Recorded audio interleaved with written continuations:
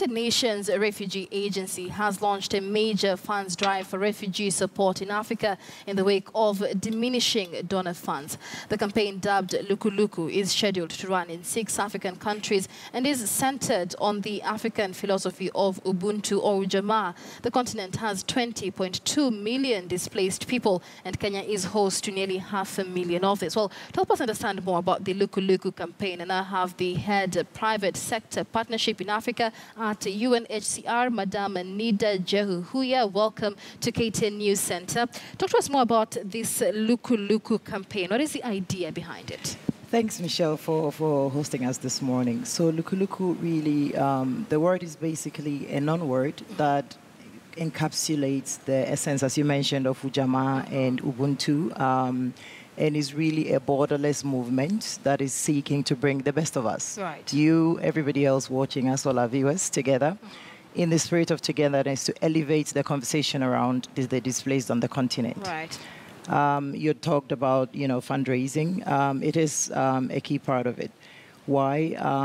Funding, earmarked funding for operations in Africa has been dwindling exponentially with the growth of the Syria situation, because with that and with the CNN effect of people having the Syria situation in their living rooms in the key donor countries, it has dwindled. Particular earmarking for African displacement has dwindled. Right. And Africans are incredibly hospitable, as you know, and very charitable, and we do this anyway. We thought, why not tap into the communal way of doing things and find a way to kind of formalize the giving that we're already doing, and also to expand that essence of community and hospitality beyond what we already do as a people. It's the African way to be hospitable to your neighbors, to your guests, and give your guests the best pieces of whatever you are serving. Right. And again, refugees are our neighbors, and they look like you and I, and they are people who fled through no fault of theirs.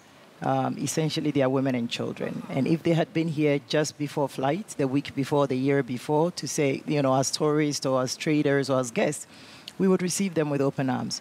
So we're saying, let's push that logic as a people and try to really embrace them, because it's through no fault of theirs that they're displaced. And they are here with us, and they are able-bodied. They were going about their own business before flight. Right. So we can empower them to be able to have a full life, in a sense. UNHCR's objective is to go out of business. And to go out of business, we need to find full circle for refugees to be able to be empowered. Right, and like you mentioned, it's no one's choice to be a refugee. Exactly. But why are we having this conversation in this Luquluqu campaign now? Because I would imagine it was a great burden for the host countries in the wake of the diminishing donor funds. But what kind of challenges then necessitated this campaign? The reality is that Africans have been incredibly hospitable always.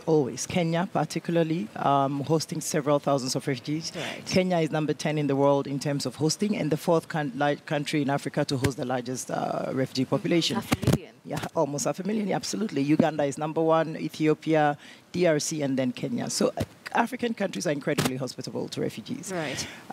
That we just wanted to include the public in the discussion, because often the public has not been part of shaping the narrative of the African refugee. It's top-down or through the media, and the narrative has been a single story of the fly on the mouth, the incapable refugee who has a cupped hand and receives aid. It's actually a myth. It's not true. We have incredibly capable people with, journalists like you, people from all walks of life. They are displaced through no fault of theirs. They've crossed the border and come here.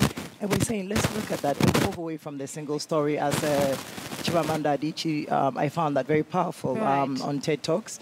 And we're saying, let's move away from that single story, which is actually a myth. If you go to, we have footage and videos of incredible Kenyans who are supporting this campaign. Pinky Gelani, Jackson Biko, Amina Abdirabah, and Mercy Masika, who are supporting this. They've been to the camps. They hadn't been to refugee camps before, and they were incredibly surprised at what they saw. It's everyday life. It's people trying really hard to rebuild their lives from nothing. Right. If we were to be just this minute, God God forbid, anything was to happen and you and I had to flee, you would have no prayer of, your life would be on pause because you can't prove what you do. You don't have your degree. You don't have a passport. You have nothing. Right. And we're saying, let's find the people who were doing something meaningful and help them to achieve, especially as they are women and children. As soon as you empower women, the children are healthier, they're educated, and on and on and on. So Right. we're really looking at education and livelihoods as a wealth driver for the displaced. And, it's 20.2 million Africans. That's the size of a country. That's a lot of people. Yes, Right. so I mean, and that's, you term it a borderless campaign, so to speak, but it's only effective in 6 countries so far. Why is that, and what are the future plans for expansion? So it's not in 6 countries. We are launching offline in 6 countries, but it's really essentially also driven by online social media using the hashtag #DoItLuquluqu, and in French, Sois Luquluqu. We're launching offline in these 6 countries for several reasons. Infrastructure, refugee presence, and so on. Mobile, again, we're trying to use a mobile fundraising approach. I mean, the mobile money is gaining ground. So there are many reasons why we started in these 6 countries.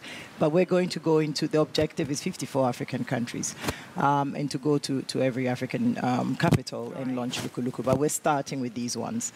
Having said that, it's really, already we have influencers from 10 African countries, including Zimbabwe, DRC, and Cameroon. So it's really an online drive. We have had interest from Egypt. We've had interest from Europe. It's something that really moves and seems to touch and resonate with anybody who is empathic towards the refugee narrative. Right. So but of course, there have been different factors leading to the diminished donor funds. I mean, from foreign policy with the major donors like the US, but many of those reasons that donors have given for diminished donor funds is also misappropriation of the funds that they send to these countries. How is the management of the Luquluqu campaign? And it is something that we'll be discussing in just a moment. For now, we have to take a very short commercial break on KTN News Center. Do join this conversation. The hashtag